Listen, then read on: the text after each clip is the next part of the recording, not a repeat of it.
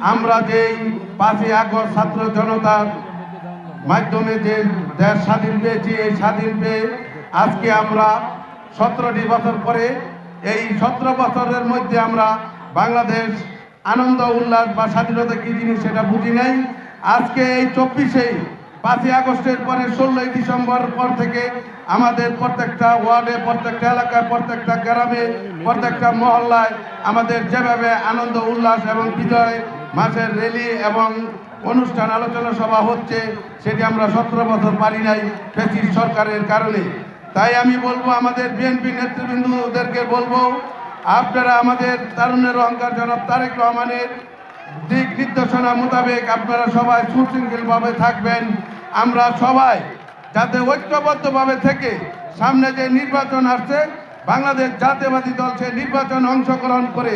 আমরা যাতে বাংলাদেশ সরকার গঠন করতে পারি, সেই লক্ষ্যে আপনারা প্রত্যেকটি নেতাকর্মী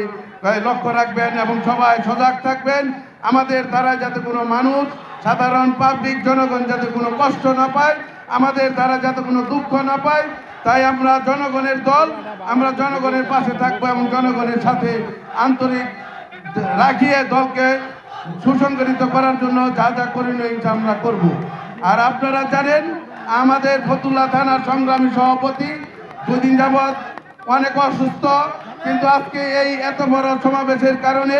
তিনি বাইরে থাকতে পারেন নাই। তিনি আজকে আসারই কথা ছিল না, কিন্তু আজকে বিজয় দিবস, মুক্তিযোদ্ধাদের সম্বর্ধনা অনুষ্ঠান এবং 5ই আগস্টের